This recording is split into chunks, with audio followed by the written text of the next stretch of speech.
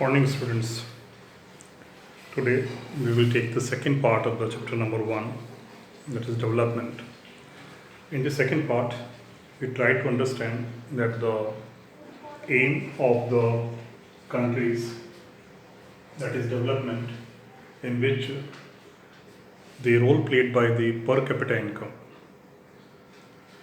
You can see that the per capita income is the most important criteria by which you can compare different states as well as countries.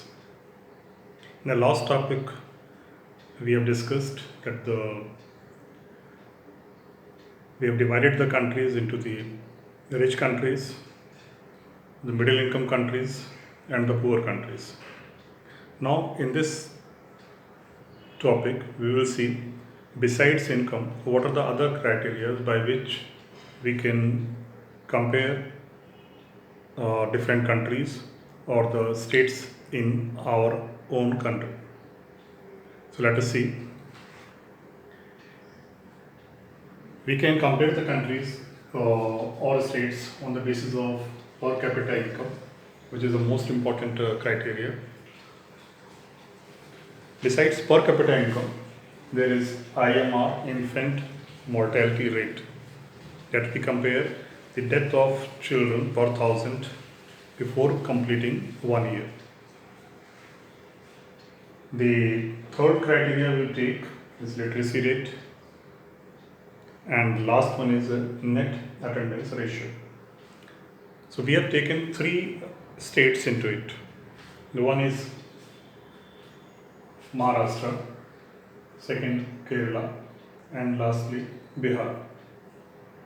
So to compare these 3 states, let us see.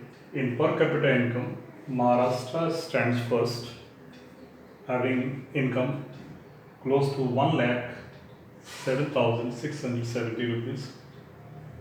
Kerala stands second, having close to 88,000 rupees income, and Bihar stands third, last, it is 26,000. So in this aspect, it is very clear that the Maharashtra stands first. Now, let us come to the infant mortality rate. The Maharashtra infant mortality rate is 25. Kerala it is 12, and the Bihar 43. So, if you see it, that Kerala is having the lowest infant mortality rate. What does it indicate? That Maharashtra being the best country in per capita income, but when it comes to the infant mortality rate, Kerala is first, Maharashtra second, and Bihar at the end of the ladder. Now, literacy rate, Maharashtra is having 82%, Kerala is having the highest literacy rate, close to 94, and Bihar is having 62. In net attendance ratio, means number of the students attend the school. There, that is 64% in Maharashtra, 78% in Kerala, and only 35% in Bihar. So, by looking these criteria, we can say that the Kerala is the best state in our country, because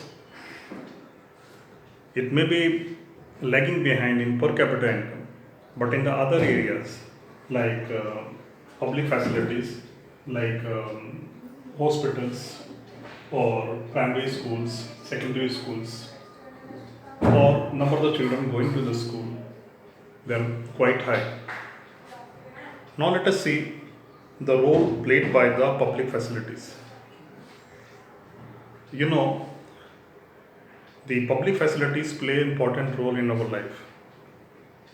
A person or a family can be the very rich, or a person can be poor, but the public facilities play a very important role in their life. For example, we cannot purchase for our children a good park, or a cinema hall, or if you look at, we cannot secure through our own means peace and security or a pollution free environment, because these things, pollution free environment or peace or security, they are provided by the governments, and it takes a lot of time, lot of money, and lot of political will. So public facilities play important role. They improve the quality of our life. We may be not that rich, we may have less resources, but the quality of life will be far better if we have public facilities. Now, the few states like Tamil Nadu, they have focused especially on public distribution system (PDS), and through that, a large number of the poor people are benefited. So, public facilities can be used to improve the life of the people. Now, let us come to the sustainability of the development or sustainable development of our environment. So, development is important, but not at the cost of the future generation.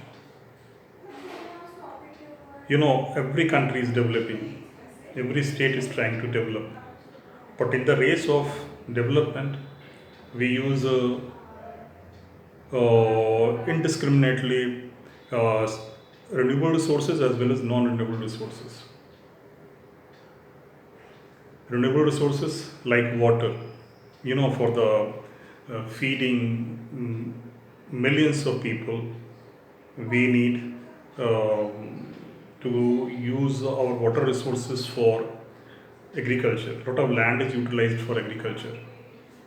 So to grow food, to grow fruits, to feed a large number of the people, this land is used, and land is a limited resource. So to use the land, we need water resources, and they are in limited supply. Land is in limited supply, water resources in limited supply or fixed supply. So for the development of the nation or a state, we need to look at the future generation as well. Means we cannot compromise. So sustainable development is a need of the hour. We cannot overexploit our rivers, our land, our forest resources, or wildlife. So development, we need a development which is sustainable, which is looking not only the need of today, but seeing the need of tomorrow as well. So with this, we conclude our lesson. Students, please go through the lesson again, read the paragraphs, and try to understand the. We'll meet you in the next clip. Till then, thank you.